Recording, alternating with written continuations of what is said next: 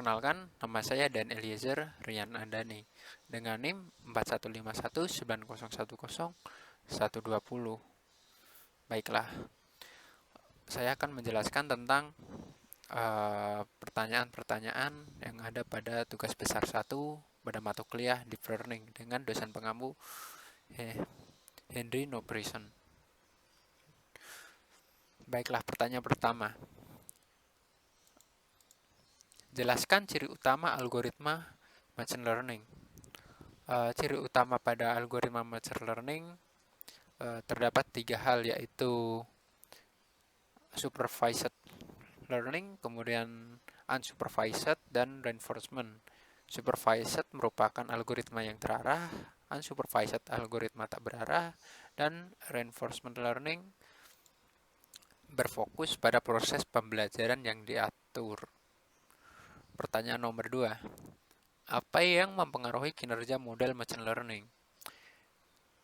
Yang mempengaruhi adalah yaitu jumlah data yang tersedia untuk dianalisis dan algoritma perhitungan untuk melakukan analisis. Semakin banyak volume data yang masuk, maka kemungkinan untuk menganalisis data akan menjadi lebih besar dan kompleks sehingga bisa menghasilkan insight yang lebih akurat. Pertanyaan nomor 3. Apa definisi dari supervised dan unsupervised learning? Supervised yang kita kenal algoritma yang terarah. Algoritma ini mampu memberikan target terhadap output yang dilakukan dengan membandingkan pengalaman belajar di masa lalu. Kemudian unsupervised atau tak berarah, algoritma machine learning yang digunakan pada data yang mempunyai informasi yang dapat diterapkan secara langsung.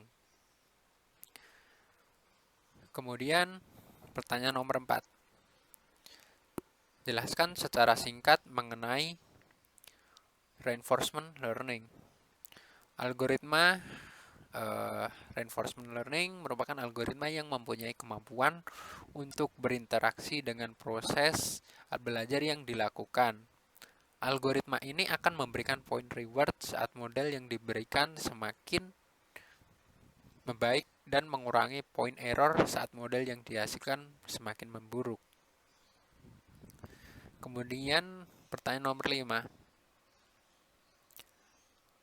Apa definisi dari deep learning? Deep learning merupakan sebuah metode pembelajaran terhadap data yang bertujuan untuk membuat representasi atau abstraksi data secara bertingkat menggunakan sejumlah layer pengolahan data. Nomor 6. Apa perbedaan machine learning dan deep learning? Perbedaannya terdapat pada simplicity. Data yang dipergunakan sebagai input proses pembelajaran tidak membutuhkan proses rekayasa fitur sebelumnya. Misalnya, ekstraksi fitur deep learning end-to-end. Kemudian,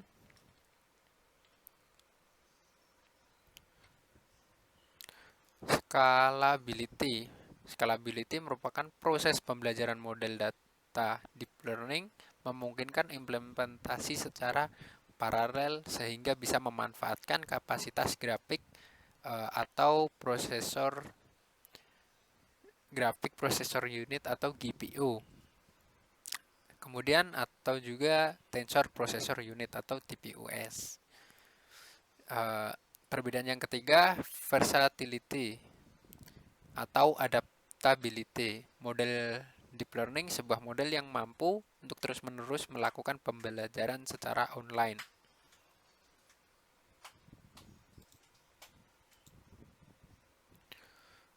Pertanyaan ke-7. Jelaskan tentang konsep single perception.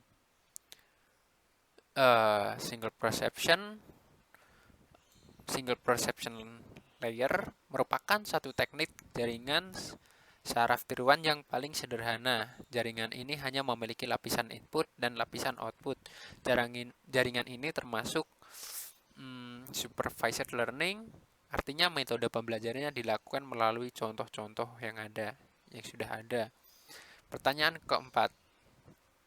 Sebutkan tahapan perception training rule. Terdapat 6 tahapan, yaitu yang pertama inisiasi, nilai synapse weight, kemudian setelah itu kita akan mendapatkan nilai output atau feed forward, kemudian mendapat nilai output.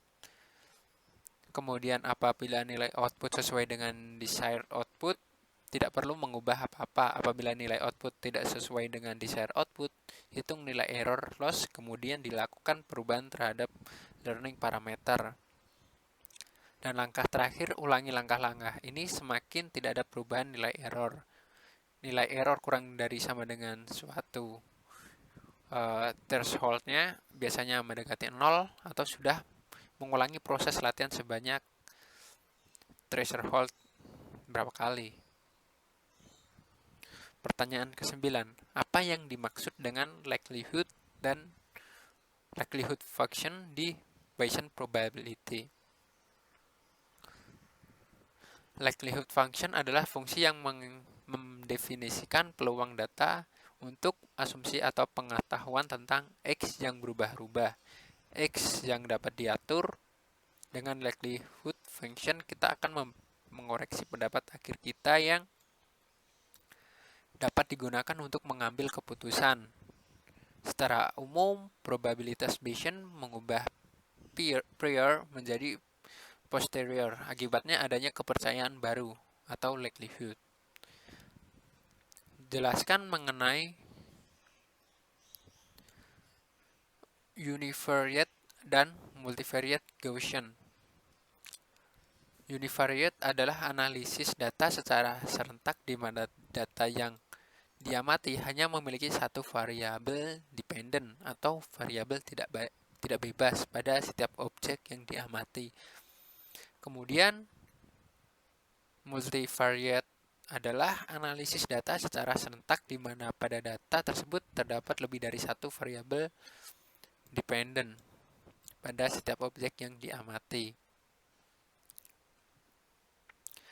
Pertanyaan ke-11.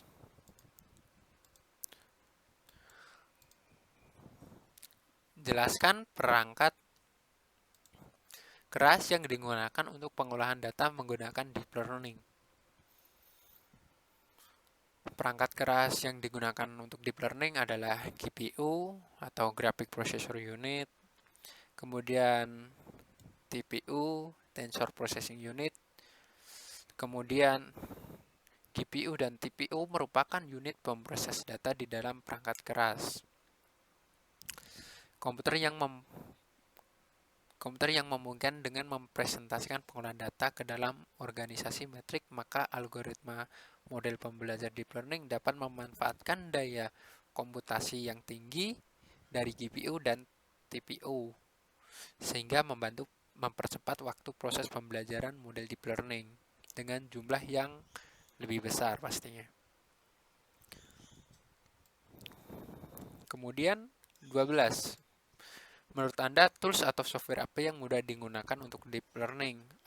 Setahu saya terdapat Torch, kemudian Neural Designer, TensorFlow, Microsoft Cognitive Toolkit. Pertanyaan 13. Sebutkan contoh dataset yang dapat diolah dengan deep learning. Ada Iris dataset, Twitter sentiment, analisis dataset, YouTube dataset, dan masih banyak lagi. Pertanyaan 14. Apa yang dimaksud dengan activation function? Activation function merupakan komponen model yang memungkinkan model deep learning dapat memprediksi fungsi pemetaan data terhadap variabel target yang bersifat non-linear. Tugas dari activation function adalah untuk membuat neural network menjadi non-linear. Pertanyaan 15. Apa yang dimaksud dengan function objektif?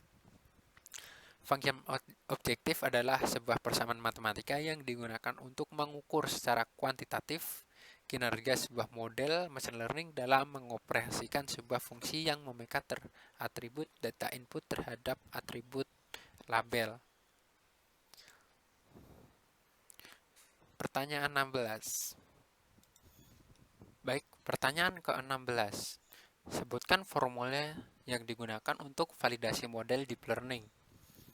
Terdapat volume split validation atau training error dan test error. Salah satu cara mengetahui kinerja model adalah dengan mengukur akurasinya, meskipun akurasi bukan satu-satunya parameter yang digunakan untuk mengukur kinerja suatu model. Kemudian ada dua konsep untuk split validation tadi, yaitu training error dan test error. Training error disebutkan dapat menghitung kesalahan klasifikasi model pada data yang sama dengan model yang dilatih.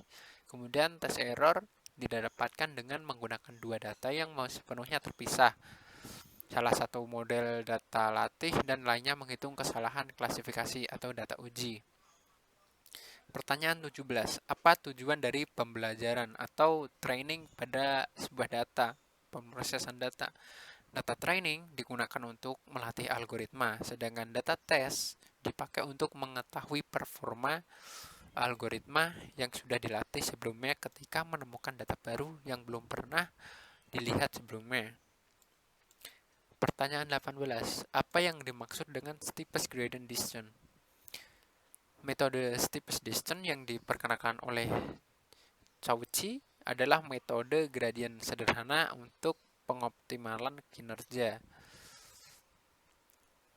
Kemudian gradien sederhana untuk pengoptimalan adalah min fx, di mana fx adalah fungsi terdefinisi kontinu. Metode ini memiliki bentuk sebagai berikut.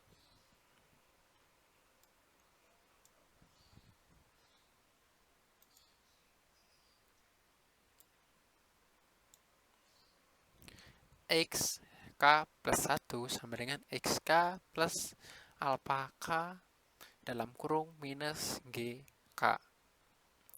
Jelaskan mengenai lokal minima.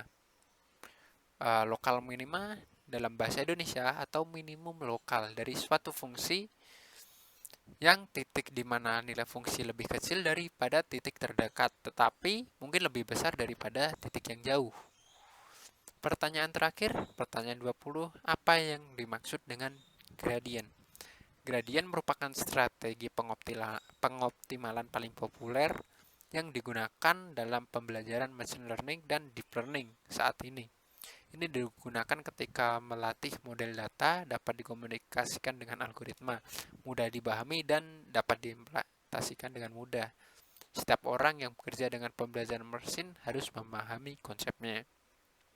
Baik, terima kasih sudah mendengarkan. Jika terjadi kesalahan kata, mohon dimaafkan. Saya Dan Eliezer, terima kasih.